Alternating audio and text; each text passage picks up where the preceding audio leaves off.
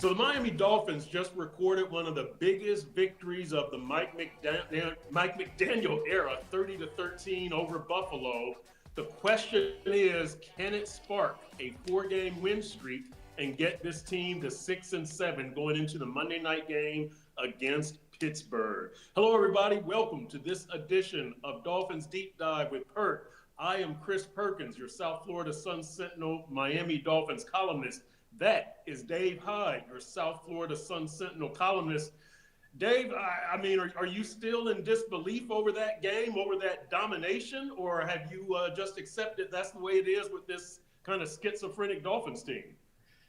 I'm still in disbelief. I didn't see it coming. You know, we can all look back at it in retrospect and say, well, you know, they all came together in Buffalo. It's a sandwich game, the dreaded trap game for them between two big games, but it still doesn't make sense.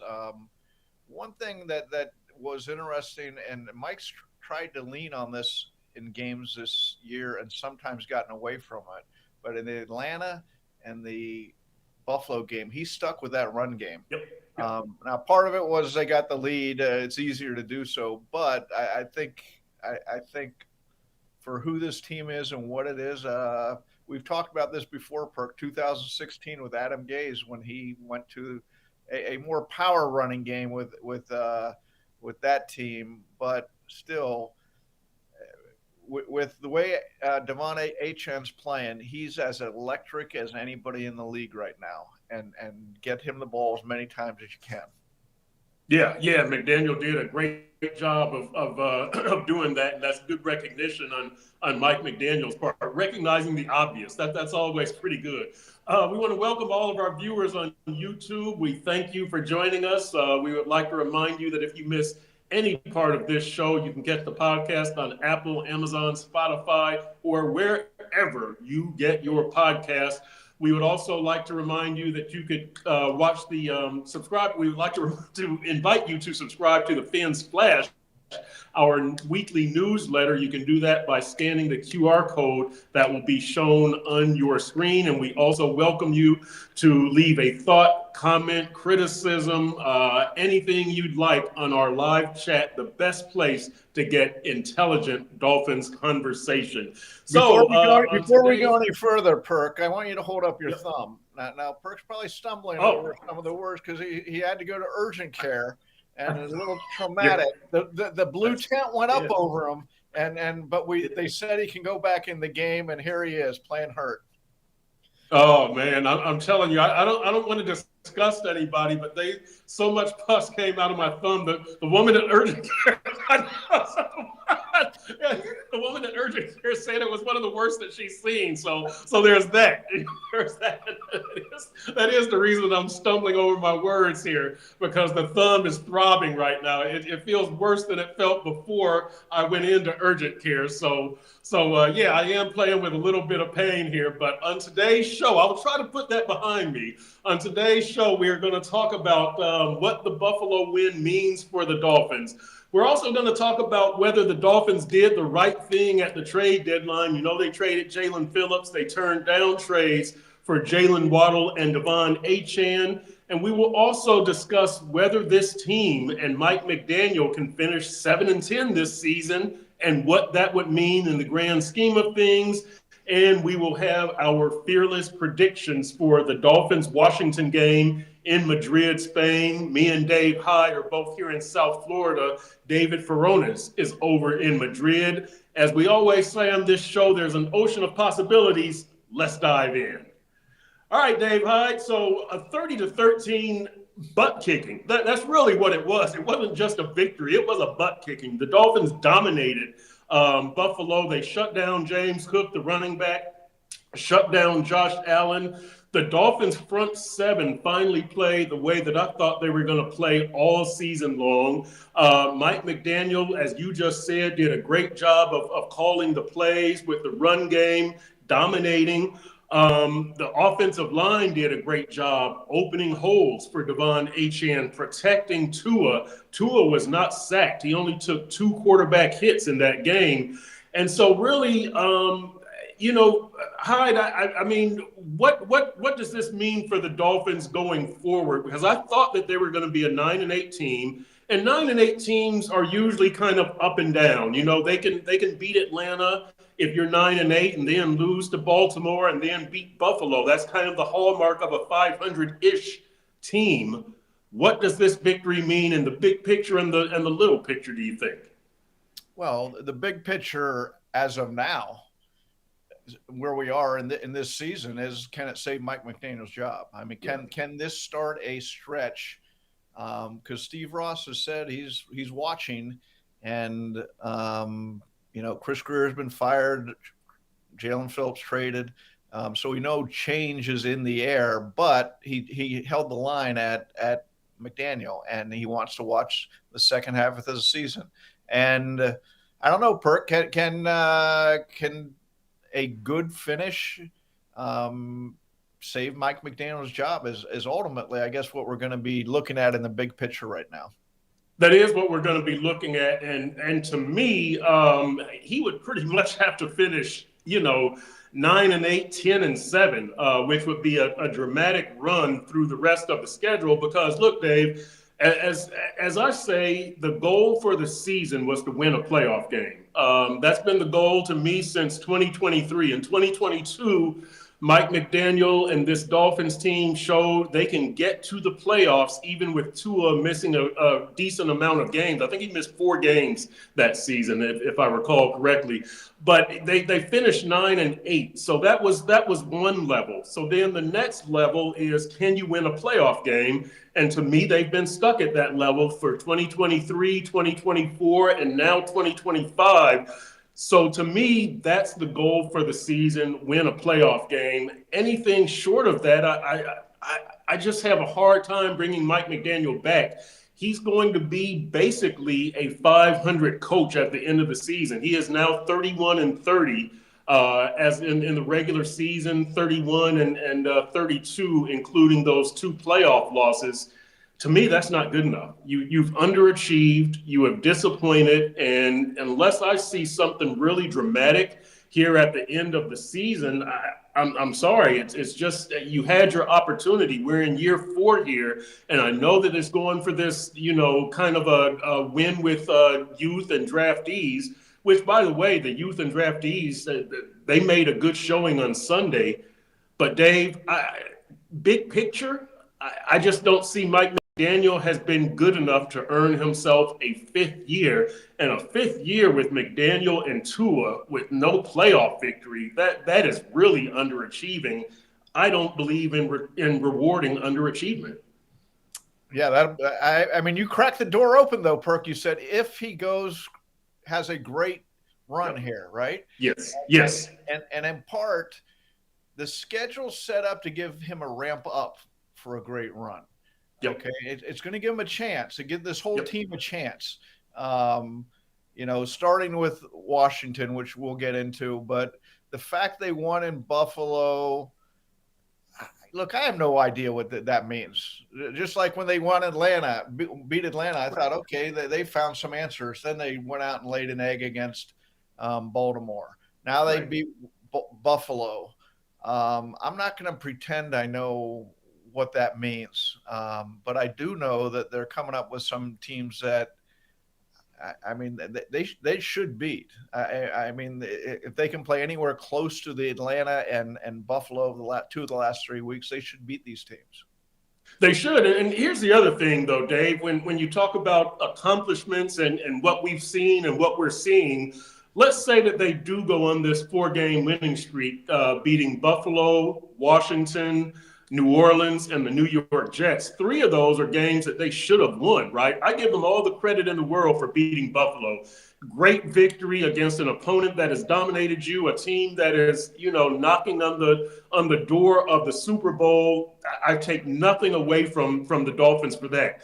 It was a classic trap game for Buffalo, as you alluded to, because Buffalo had just beaten Kansas City. Next week they have Tampa Bay. There's a chance Buffalo came into this game thinking, the Dolphins, we've beaten them 7 straight. We'll knock them off. We're still riding high off of Kansas City. We're preparing for Tampa Bay. So it was a trap game. But again, I take nothing from the Dolphins. One of the best victories of the Mike McDaniel era, and they dominated. They kicked Buffalo's butt. What do you think? However, I'm curious, Perk. What are the best victories of the McDaniel era?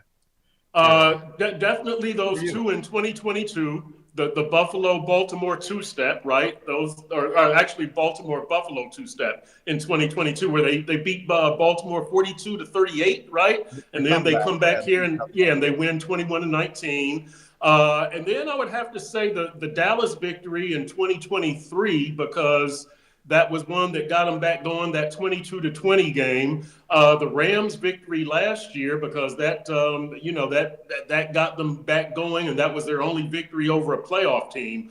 I don't include the 70-20 in the I top do. I victories. do. That's number one for me. That's number one It's because it showed Dave. the limitless, the creativity, the limitless imagination that this era could be.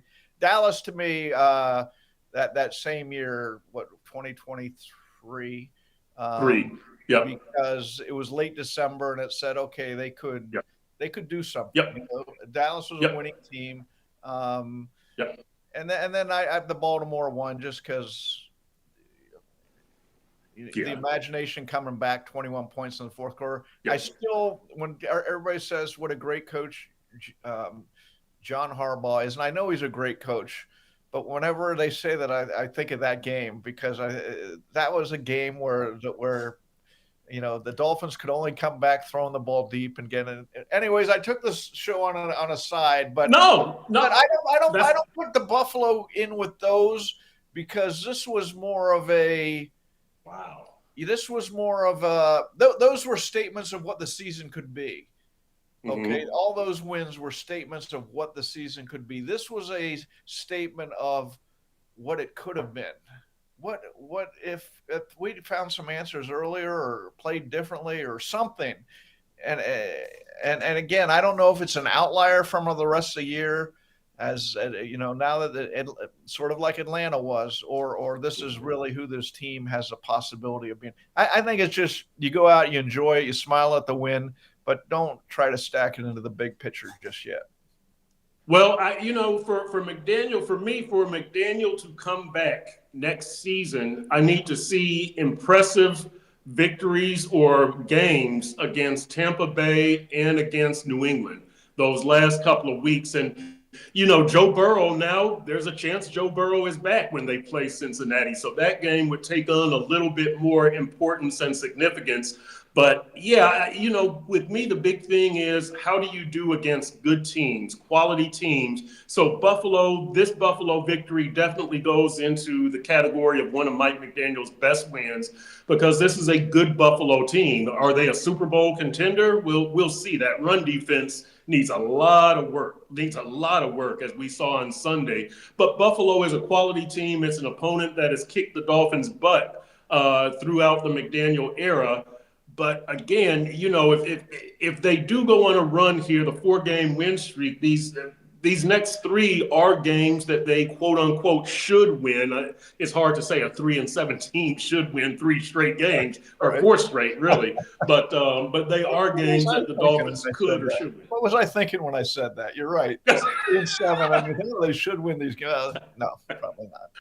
Right. So, we'll see. But I do need to see them beat quality teams. We've seen 3.5 years of them beating non-playoff teams. I want to see them beat some quality teams. That, to me, is one of the big hurdles of the Mike McDaniel era. He's got to be able to jump those hurdles to beating good teams. So yeah, Tampa and New England, those 2 games at the end of the season. If he wins both of those, we can talk about him coming back. If he wins one of them, the door is open. But pretty much the other victories, I probably overestimated this team, figuring that they were going to go 9-8. But I did think, Dave, that what they did Sunday against Buffalo is repeatable. Now, we're not going to see Achane rush for $174 and have 225 yards from scrimmage every week. but we can see the run threat. We can see Waddle doing his thing again. We can see the offensive line playing effectively again. We can see the front seven playing effectively. We can see that secondary doing some things. Jack Jones with the fumble caused, Ife Melanfonwu with the interception in the end zone, Jordan Brooks knocking the ball away from Josh Allen. These are things that we can see week to week to week. It's not like the Dolphins played out of their minds doing those things. So I do kind of view this as something that is repeatable. Again, I don't think we're going to see it every single week, but it's not crazy to think they could play along those lines for, 5 of the next 7 games. I think that's not asking too much. Yeah, I throw in for me, it's not just the games and the win. It's has Mike McDaniel learned something? And there's little tweaks of it here that he's supposedly been a lot tougher. Now we've heard this throughout for the past couple of years, but maybe it really took a turn here when they started off 2-7 because there were some statements of how he was going about himself. Both you and I have talked about this culture of comfort that Mike has wanted around the team, this cocoon of everybody being happy and all that from the start. He wanted to be their best buddy. And has he learned you can't do that in the NFL. You can't do that in pro sports, period. And so I'm looking for stuff like that too, as much as wins and losses. Yeah, I agree. This is the tangibles and intangibles when we talk about the Dolphins and Mike McDaniel. Before we go on, let's want to say what's up to Roger Allman. Shout out to Jalen Phillips' debut last night. Keep up the good work, Roger says. I agree, Jalen Phillips with that fumble recovery. What's up to Dead Street? What's up to Fitzgrass? In Naples, good to see you again. C. Dola is out there. Rob is out there. Carl Beckert. What's going on? Phil Montgomery says Juju Brents for president. I know Juju turned in a really nice game, didn't he? Comrade 3611, what's going on? Bigote 1775. Dave Arbor checking in from San Diego. Mal B Crazy. Grandizer 12. Rashawn Broken Bro. 609, what's going on? Sean Heller, what's up? Mark Jones, what's going on? Who else we got here? Eric Bedenbaugh, Danny Martin. Who else have we got on here? We got a bunch of people on here, man. Douglas Anderson. Let's see what Douglas Anderson says. Let's see. Y'all want to bring back a coach/OC who took 9 games to get his team going despite having basically the same roster from a year ago, can't coach from behind, can't make adjustments, loses when it counts. I think Douglas Anderson makes some good points there. I do need to see more from Mike McDaniel before I can say that he should come back. But the door is open. I will say that the door is open. I'm not going to close the door. And I haven't been very impressed by Mike McDaniel. I've been writing since December of 22. Can this man coach? And I'm not sure that we have the answer yet. And the question also is, can essentially 8 inconsequential games in the big picture of the season, because the season was set. It really set at 0-3. But should those change your view of somebody? It's going to be an interesting one for the Dolphins, because it also it takes in who else is available, takes in what are you going to do at GM. Yep.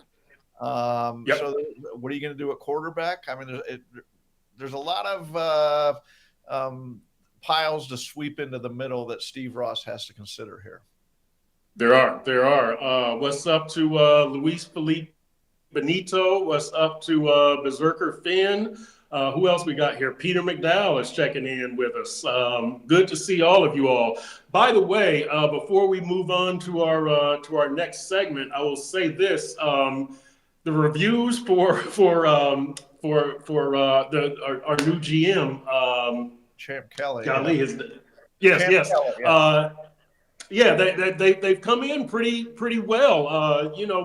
We talked to to Bradley Chubb. I'm trying to read and I'm all over the place. Talked to Bradley Chubb around the trade deadline, and he said that he was in touch with Champ Kelly the whole time, that he liked what he heard. We talked to Minkah Fitzpatrick, and Minkah was saying he really likes what Champ has been doing here in the few days since he took over, that they see him on the practice field, they see him in the weight room, they see him all over the place, and that he's kind of making his presence known. So for whatever that's worth, Champ Kelly sounds kind of like the people's choice among a couple of the veterans on the team. So we'll see what happens there. They want to be friends with the GM, especially if they need a contract, right? I mean, how do you grade his what he's done so far, Perk? He did. I mean, he did what Chris Grier evidently wouldn't do, which was make phone calls to other teams. That's why Chris Grier got fired. But that was the last straw. That's exactly right. Okay, so the question. He did bring in, okay, here's what the trade proposals are. And the Jalen Phillips one, I thought they had to make. I thought Jalen Phillips, I thought, was everything you want in a player except for a little health. But I thought when the first couple of years, he's going to ascend to greatness. And injuries cut that short. Now it's a tricky contract situation, so you trade him, and I get it. And ultimately, the question is: was it Champ Kelly's decision, or does he bring it in the trade proposals and hand them to Steve Ross or somebody upstairs, and they say okay or not okay? And as Mike McDaniel said, there was a quorum that talked about the trades. Right. And but Hyde, you're such a professional. That leads us perfectly into our next segment. Did the Dolphins do the right thing at the trade deadline? And that does get to Champ Kelly. And listen, one of the phrases that I heard in reference to Chris Grier was the moves that he didn't make. And that gets into, making those phone calls and taking trade proposals to whoever, whether it's Steve Ross or Mike McDaniel. By the way, Brandon Shore is somebody who keeps gaining more power, it seems. He's the salary capologist. I think his official title is Senior Vice President of Football and Business Administration. But when Mike McDaniel was asked about the trade deadline activities, he mentioned that it was Champ Kelly, himself, Brandon Shore, and then they took stuff to Steve Ross, to ownership. So, the fact that Brandon Shore is in on that, and you keep hearing his name mentioned, I just think that he's starting to gain more and more power in the organization. Well, I think he had a big say in last offseason too. The way they did not spend money, the way they got away from going after big name free agents and all that. And people were saying, aren't they going to spend any more? Well, that was Brandon Shore saying, we're going to have one eye. One of my criticisms for years is who's protecting the organization here when they're throwing money around, giving the money.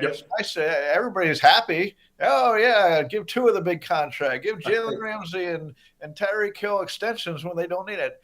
But who was looking at the organization? Well, I think this past offseason, Brandon Shore started to take view that someone has to put the clamps on what's going on around here, and that became his role. Yeah, no, and that was a wise observation by you, because I have stolen that, Dave Hyde, and said who's looking out for the organization. Right, I have credited you first time I used it, but after that, that's all you have to do. That's it. Right? Yeah. That's what I figured. Being a decent human being, I give you credit right off the bat, but after that, it's up for grabs. That's it. So that's it. So when we talk about, doing the right thing at the trade deadline and who's minding the store, I agree with you on Jalen Phillips. I think that was a good deal, just with his injury history, with the fact that he had never been a double-digit sack guy, and maybe he could have without the injuries, but he was also playing on his fifth-year option, which means he's got a contract to negotiate at the end of this season. Grandizer 12 says, question, Perkins Hyde, can you say who you wish the Fins would have traded? I would say this. There's a long list for the right offer, but apparently they did not get the right offer on Bradley Chubb. That would have been my first one. I wouldn't have traded Jalen Waddle or Devon Achane for almost almost anything. It would have had to be a crazy, crazy, ridiculous trade. I definitely would not have traded Jalen Waddle to Buffalo. That's just what Josh Allen needs is a speedy receiver, and you're playing him twice a year and maybe in the playoffs. Absolutely, positively, no chance I was sending Jalen Waddle to Josh Allen and the Buffalo Bills. But outside of that, yeah, I wish, Chubb was the guy that, I could have seen him get dealt, but not for a sixth or seventh rounder. I would just keep him and see what happens in the offseason, see if you can talk him down into a pay cut again next year. But after that, Dave, I'm not sure how many other players have trade value once you get past. I'm just going to keep Waddle and Achane out of it. Once you get past Bradley Chubb, I mean, you're not going to trade Jordan Brooks.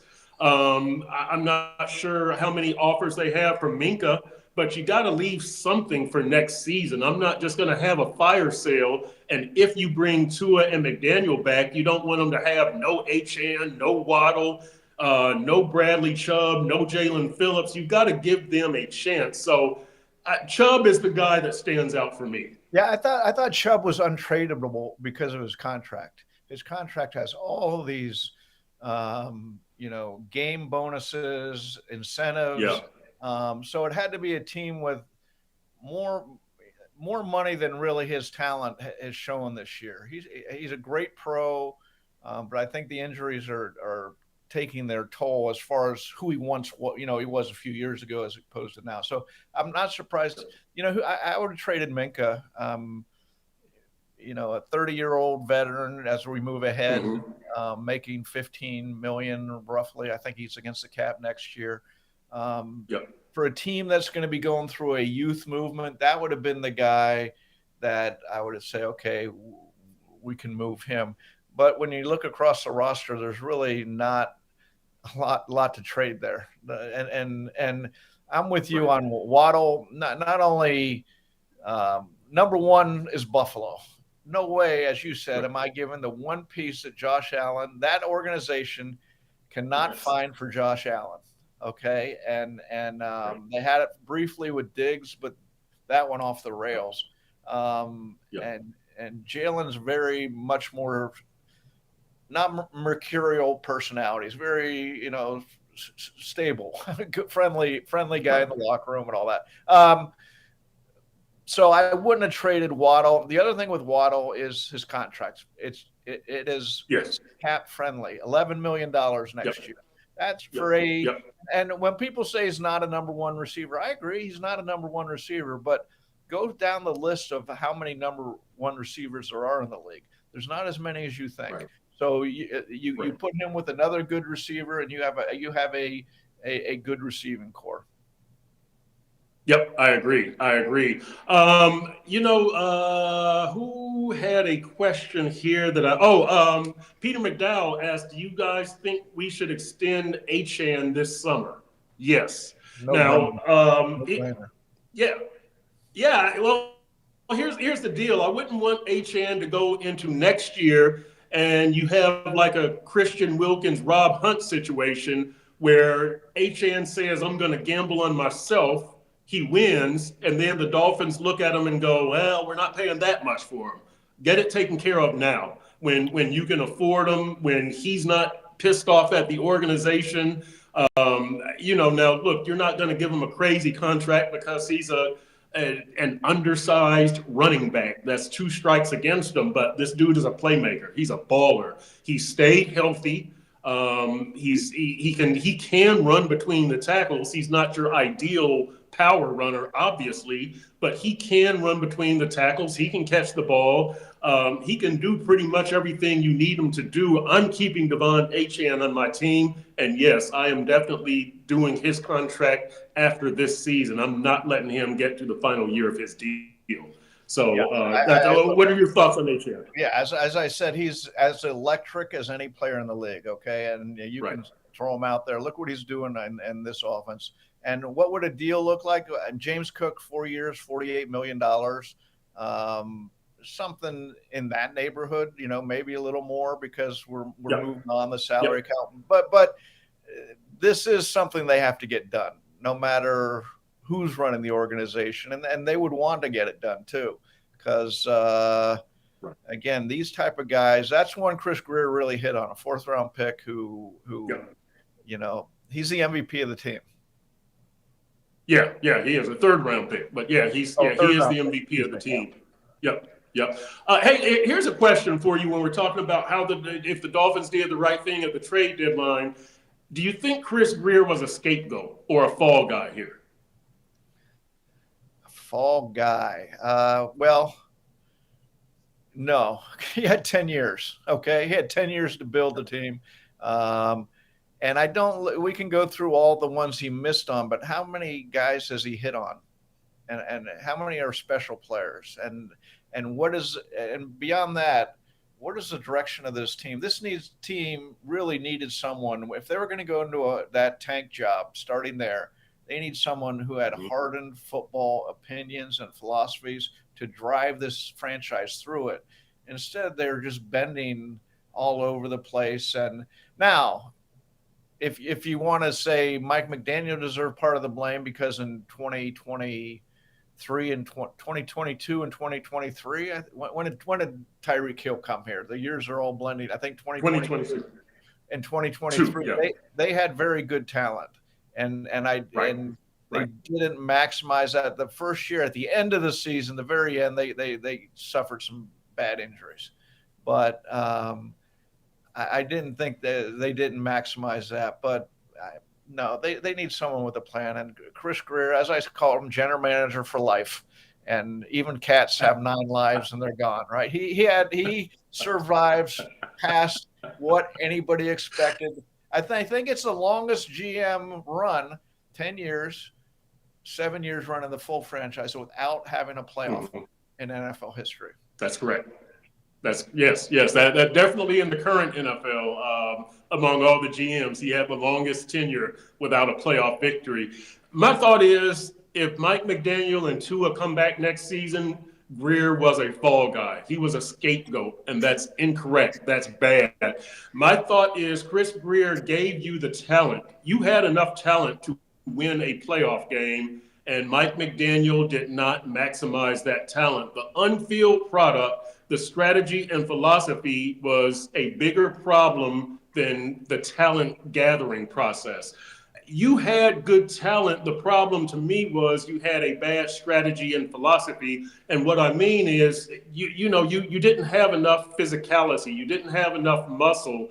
And so you gathered the talent to go speed, but that's not what wins in the NFL. And to me, that lies more on the coach, because he's the one who comes up with the strategy and the philosophy. Chris Grier gave the man talent, and I'm not saying that Chris Grier is without I don't buy that. I fault Grier. Hyde, they had talent. He's the architect. He says, "Oh, we're going to trade for Tyreek Hill. We're going to spend all this money, give all these draft picks, and then we're going to also do it for Jalen Ramsey. We're going to do all this." Spend all this money, give draft picks. For 2 guys you do not want to be at the top of your food chain, okay? And Tyreek Hill's a great player.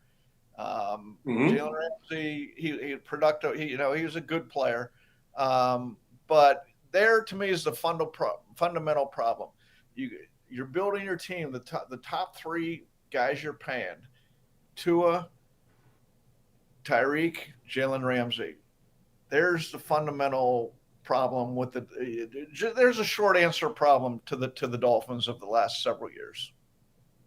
I see. I disagree. I think that, as a GM, I'm going to look at the coach. I'm going to say, here's the talent that you wanted. It's your job to make it work.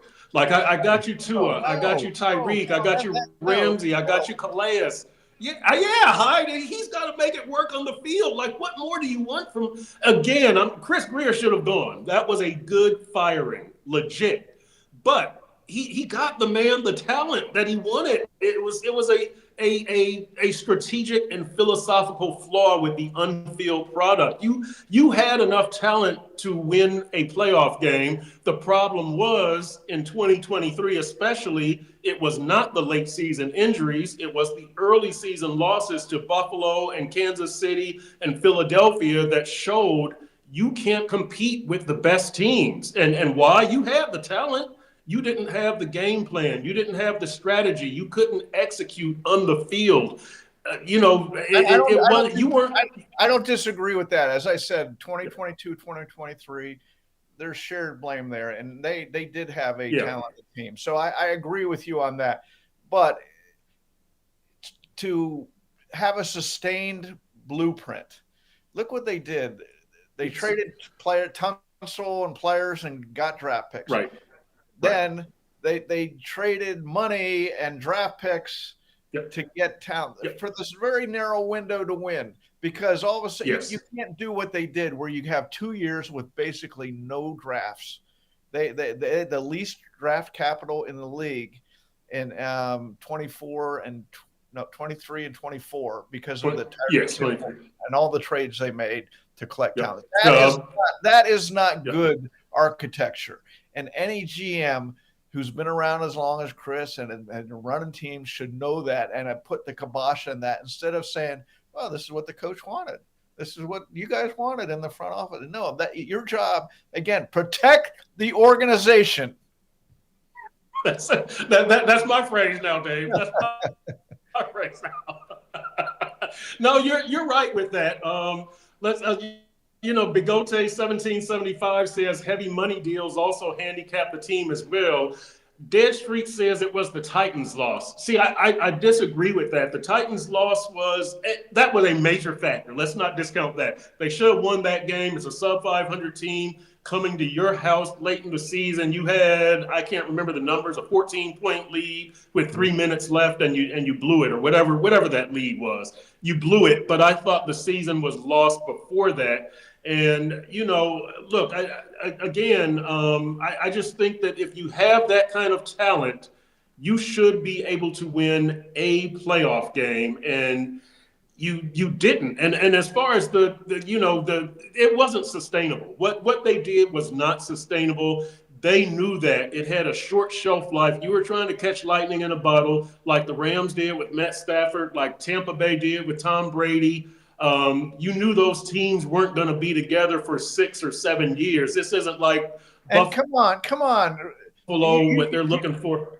You just mentioned 2 Hall of Fame quarterbacks, and you got to have that to try to catch that lightning in a bottle.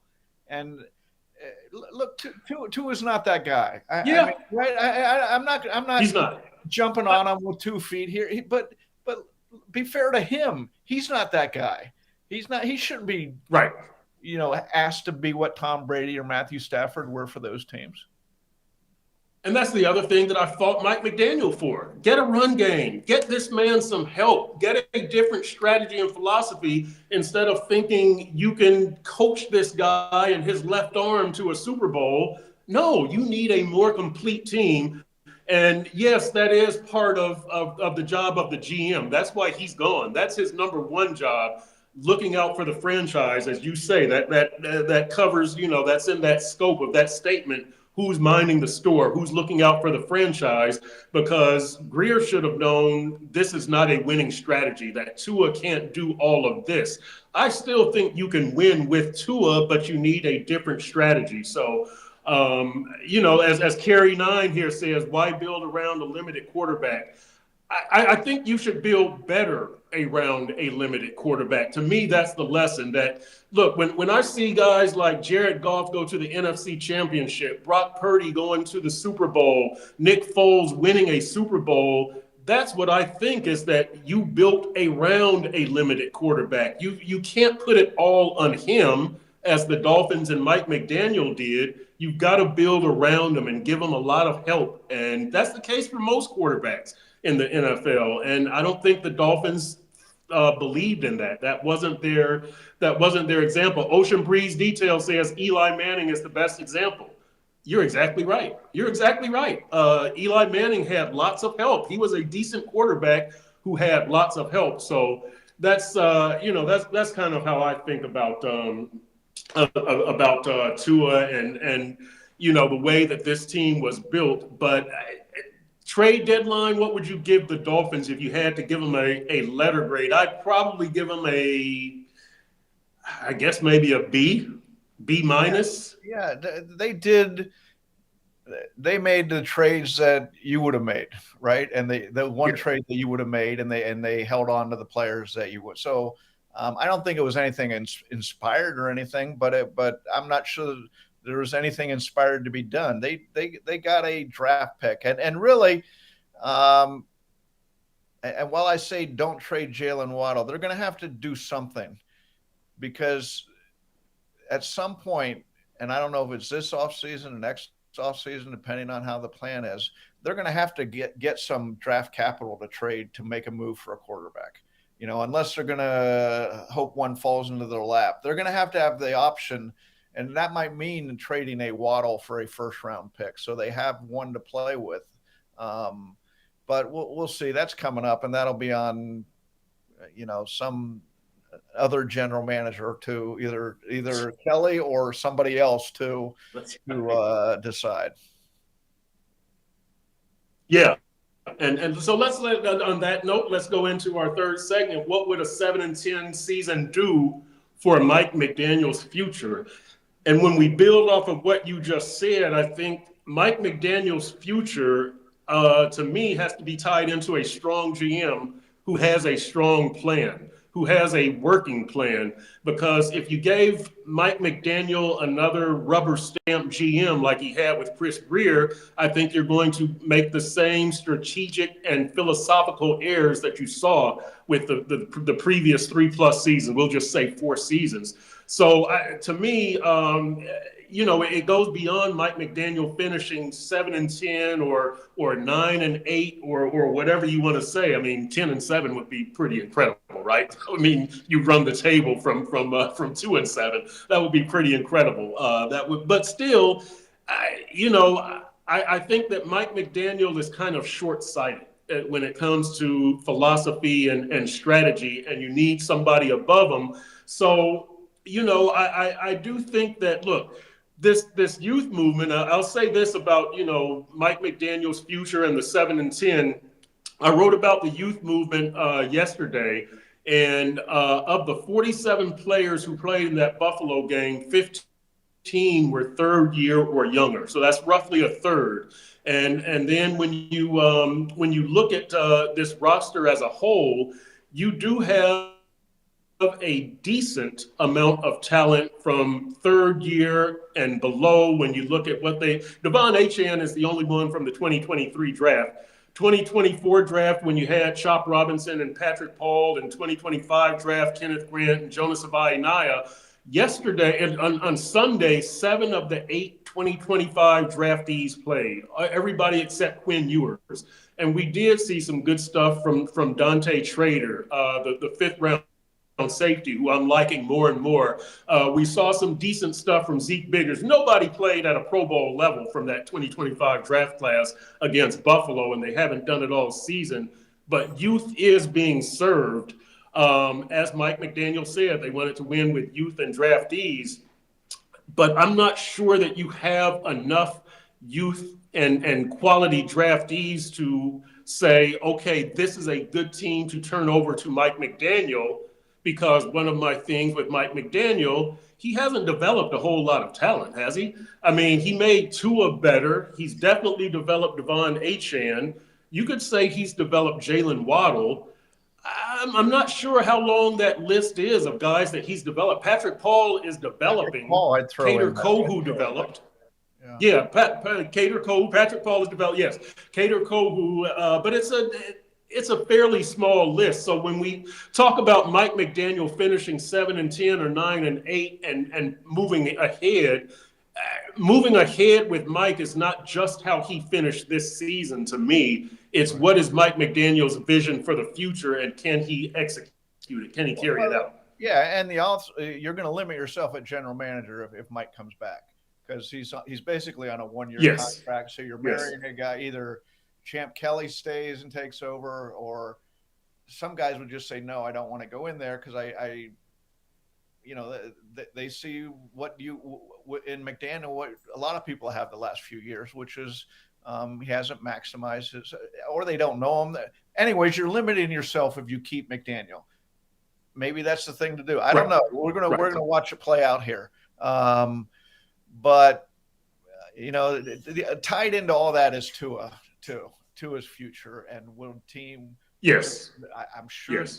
I am pretty sure Tua is going to be here next year. The contract and the dollar amount is so big. It is so big. Yeah. No owner is going to say $99 million for nothing. $54 million cap hit, $99 million of dead money.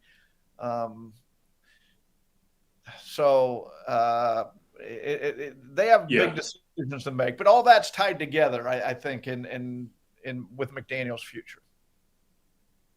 It is. Chris the bartender has a good question here.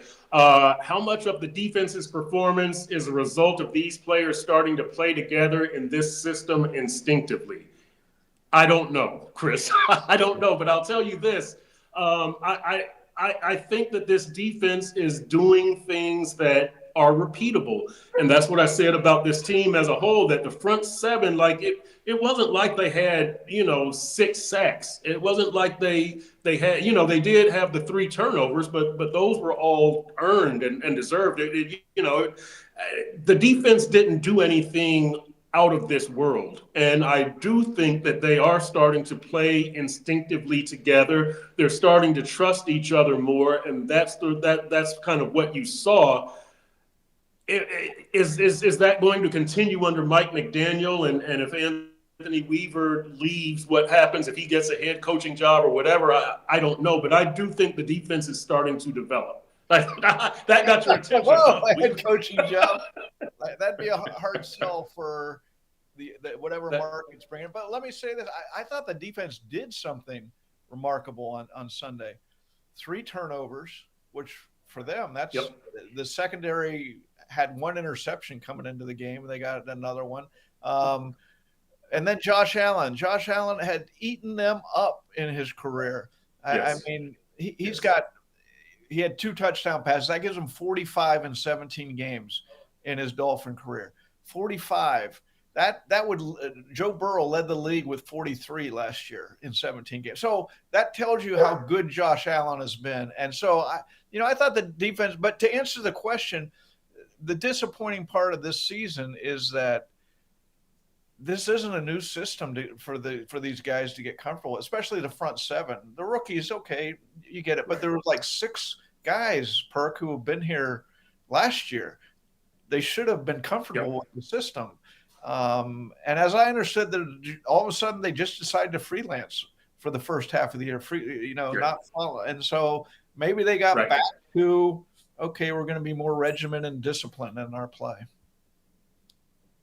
Yeah. I will say this about whether Mike McDaniel should come back. I do think, and I keep saying this, that I think the players like Mike. I think the players respect Mike, but I also think the players have stopped listening to Mike. And I say that even in light of that butt kicking they just put on Buffalo. I said it before the game, and I'm going to continue to say it. Let's see how long this high lasts, this disciplined football and everything that we saw on Sunday. But I think that we've come to a point with the players where they look at all the talent that they've had in this building and walk out the door, and they look at each other and they say, why couldn't we have done better? Like, why couldn't we have done better against Buffalo, against top teams? Why couldn't we have won a playoff game? And I think they look at Mike and they say, man, like, you should have done better with all this talent. I do think that that's going to be a factor also in whether Mike McDaniel comes back. Are these players, if this team does not win a playoff game, if they go 7-10 or whatever, if you're a player, you're looking and you're going, all right, this guy went 9-8 one year, he went 8-9 another year, and now he goes 7-10. Like, does he really know what he's doing here?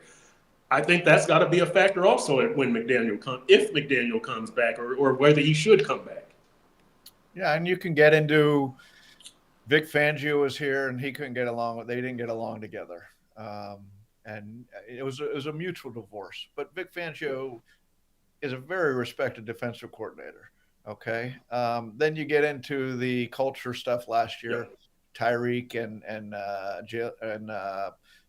Jalen Ramsey constantly being late Yep. and nothing done about it till, oh, we're not going to let that happen again next year. I mean, okay, but so yeah, look, the portfolio of problems is there on Mike McDaniel. But I guess my only question is, can he save himself? Is it out there? Yeah. Is there an avenue for him to save himself? And there is one, because Steve Ross has said there is one, and that's ultimately that's the only voice that matters. Yeah, it is. Billy Batson Marvel says 6-11 tops. 6-11 will not bring Mike McDaniel back. So I don't know what if people want Mike McDaniel to come back or if they don't, but I don't think 6-11 gets it done. I will say that I talked to some of the organization news, and they said it's not wins and losses, it's the process. Just like with firing Grier, it wasn't that he didn't make trades. It was the process of him not even making the phone calls to make trades. Right. Okay. Yes. And there was a parallel drawn to Mike. It's not wins and losses. It's the process of, and I don't know what that means, to be honest with you, but how they go about their work, I guess, is what's being said. Yeah. I'm going to say it. This organization, I don't like the way that I don't like the way that they trash flow on the way out the door. And I think that there was a little bit of that with Chris Grier, and that's probably what's going to happen moving forward. That, again, the phrase that I heard was the moves that weren't made, that he didn't want to make. And I heard that phrase about a week before before they mutually decided to part ways, before he was fired. I hope they don't trash his name going out the door now that he's out the door about moves that weren't made and we wanted to do this. Perk, in fairness, I didn't hear that expression. I just heard the process. The process. Yeah, that phrase was given to me. It wasn't the moves he did or didn't make. He was not even doing the process to see what moves were available to make or not make. So in fairness, that, I don't think there was any, did you hear trashing? I didn't hear trashing of Chris Grier. I mean, there was no trashing necessary there. There was no trashing necessary. After 10 years, I have not heard. I hope we don't. I have not heard it yet, but if I keep hearing that phrase, I'll know that, because that's kind of dereliction of duty, right? And even when you say that's why he's fired. Yeah, that's why they say he was fired. But it was the last straw. It was the last straw of. Yeah, I don't know if I believe that. I don't know if we have to go through it all of all his either or choices. Well, he was wrong on all of them. How could you? I said it was the opposite game with Seinfeld and George Costanza. Right. Just on the opposite. Which was great. Justin Herbert or Tua. Javon Holland or Landon Dickerson. All the way back. All the way back to I'm watching. He's director of scouting, and this wasn't his call, but I'm watching last night, and Lane Johnson of Philadelphia is out there. And he's hurt and he's playing, and I'm thinking, my God, how many Pro Bowls, how many All-Pro has he anchored, Super Bowls? And I remembered, the Dolphins are picking third. They took Deion Jordan. Philadelphia picking fourth took Lane Johnson. I mean, this opposite game is so prevalent for years with the Dolphins. So, anyways, I got off on that sidetrack. No, that was a good column, and I agree with you on that. I just think a lot of these moves that were made in the McDaniel era were made with Mike McDaniel's approval or cooperation, because you heard all the time that they worked together, and then now it's coming out, well, there was some daylight between those two in the last few weeks. See, that's wrong. That to me, they were wedded. They were wedded. That's what I'm correct. And they were wedded in everything they did, and that's why I'm a little surprised there's some wiggle room for Mike to keep going. But that, the weird thing is that ultimately plays into the worst decision they made, which was to give Tua that big contract, because now they don't know what to do with that contract. And that was Mike McDaniel banging on the table for that. That's a big reason. That works against Mike returning. By the way, who I think it was Grandizer 12, low key question: why wasn't Marvin Allen given the interim GM job? He is due. Yes, I was told Marvin Allen is more with player evaluation, draft, not the big picture. That's his area of expertise. That's his focal point. He's not a big picture GM guy. He is more player evaluation draft guy. So that's why because I wondered the same thing, and that's what I asked. What about what about Marvin Allen? I was told that's not his area of expertise. So yeah, there is an almost unanswered, but the idea when they brought Champ Kelly in was, sometimes they'll bring in a coordinator and say, well, if they have to go to the interim general manager, that would be the guy. And that was sort of the view when they hired Champ Kelly of, okay, sure he's overlooking Chris Grier's shoulder in case something happens. Yeah.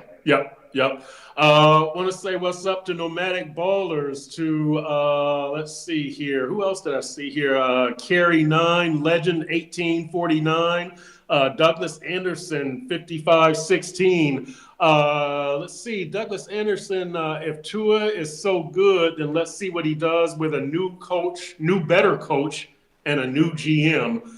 Fitzgrass, who will be the next coach? I don't know. Oh, let me get to this. We don't know because we don't know who the GM is going to be. True Blazer, let's get to this one very quickly. True Blazer says trolling fans isn't exactly a good look, in my opinion.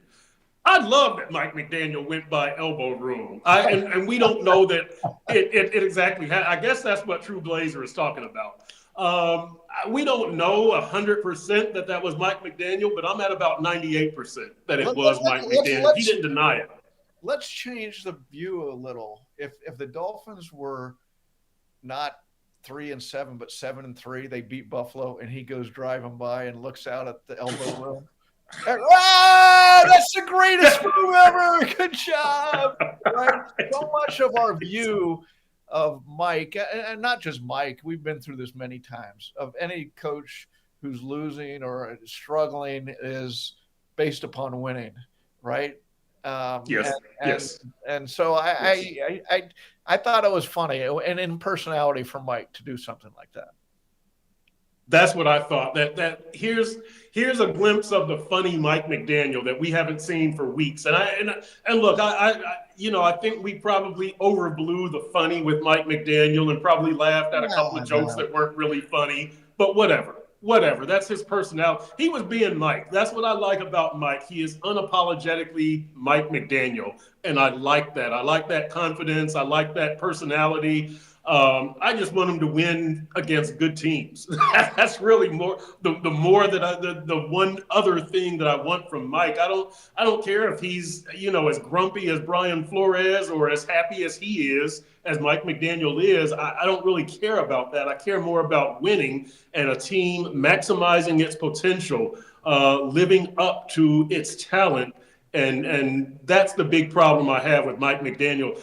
I liked seeing that Mike McDaniel personality come out. What a great move, right? What a great move to drive by the freaking elbow room, Buffalo Bills Central. What a great move. I applaud Mike for that. My question, and I still don't think he should. Did he plant someone there to take the picture of him driving by? That it was so perfect of him looking out like the car window. Right. That might be my second favorite. That might be my second favorite funny Mike McDaniel move. The first was when he's being interviewed in New England, his first year, I think, and at halftime, and they have the camera on the wire, and he looks after the interview, he looks up and it's like something's chasing him, and he goes running off, looking over his shoulder, like, oh, I thought that was hilarious. Right. Wow. So we're getting here. We go to 1775. I bet it was AI. True Blazer. That's why the Dolphins aren't taken serious. Billy Betts and Marvel unprofessional. Wow. I know that people.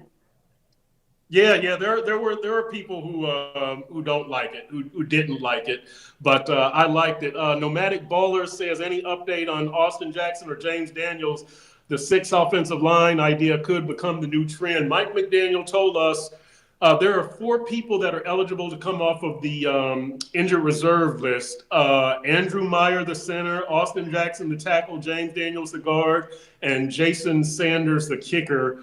Mike McDaniel hinted that one of them would be ready, but he did not say who it was. My guess is it's either James Daniels or Austin Jackson. We've seen Austin Jackson in the locker room more and more.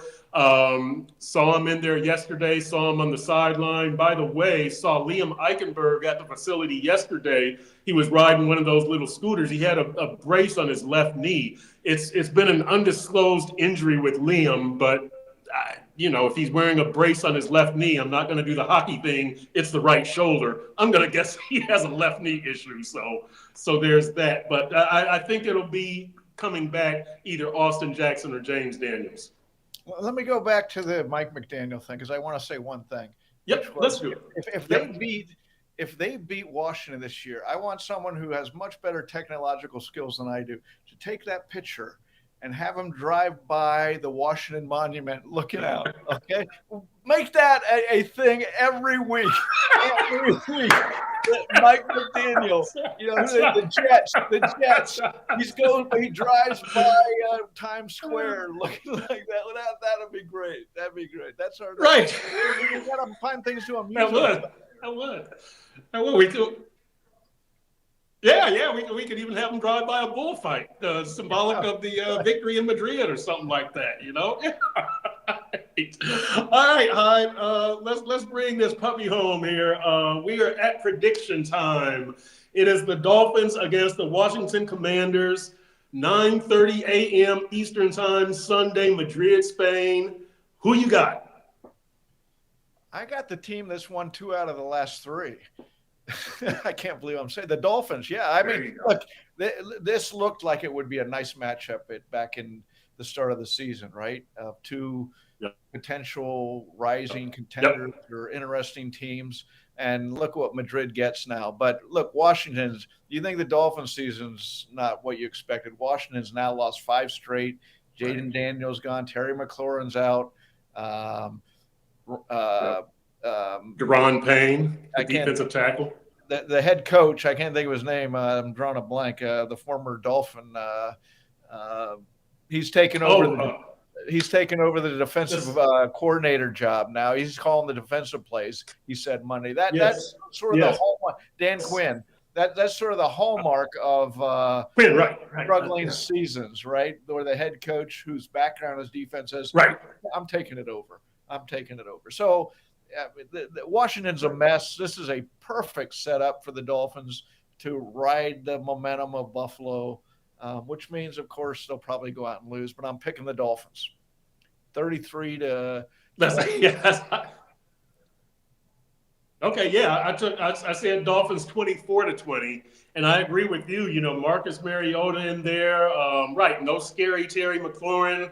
No Jaden Daniels. Deron Payne is out for throwing the punch last game. And so, you look at this and you think, this should be a good game for Tua and Jalen Waddle and Devon Achane to pick up where they left off offensively. Defensively, Zach Sealer and Minkah Fitzpatrick and Jordan Brooks. By the way, somebody on the text was saying that Jordan Brooks is not getting the credit that he deserves. They're right. And part of that is because this team is 3-7. Part of that also is because, as Alan Poupart of Miami Dolphins on SI.com figured out earlier in the season, when I can't remember what week it was, Jordan Brooks was leading the league with 66 tackles, but 44% of those tackles came 8 yards beyond the line of scrimmage or further. And that's not Jordan Brooks' fault. That's kind of the front four or the front three in this case. That has changed, though. And I'd like to know that. I have to do some homework, but the last few weeks, that's changed, where he's been very impactful.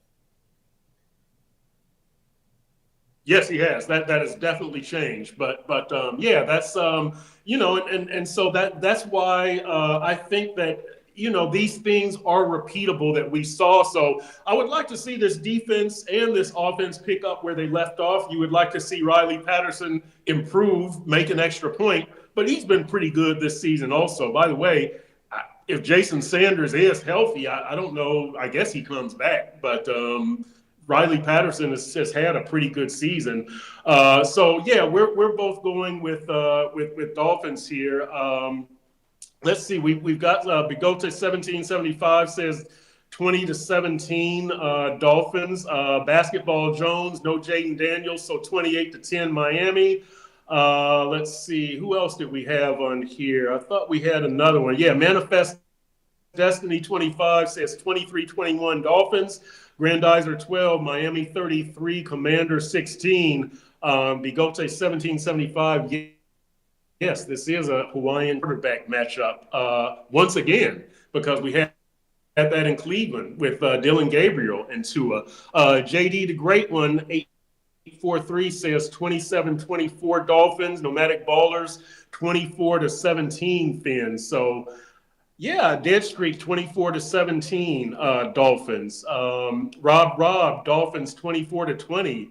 So yeah, that's good. By the way, Sean Heller says I love the troll. So how about that? Mark Heavy in the house. Good deal, man. Good to see you. Dead streak. I thought it was hilarious. Yeah, Sean Heller. I love the troll. Yeah, I like the troll. I like seeing Mike McDaniel back. Broward Dolphins, what's up? Says 24-17. Fins up. Mark Heavy, Dolphins 30-20. Boy, Hyde, you know what this means? If the Dolphins lose, there's going to be a lot of Mike McDaniel hatred out there. Everybody is thinking, yes, this team should win this game. And so, yeah, we're going to have to brace for that. So anyway, that's going to wrap it up for this edition of Dolphins Deep Dive with Perk. As always, we thank you guys for joining us. That's Dave Hyde. I'm Chris Perkins. You have this same duo next Tuesday at noon because David Furones will be traveling back from Madrid. So tune us in next Tuesday at noon. We will see you then.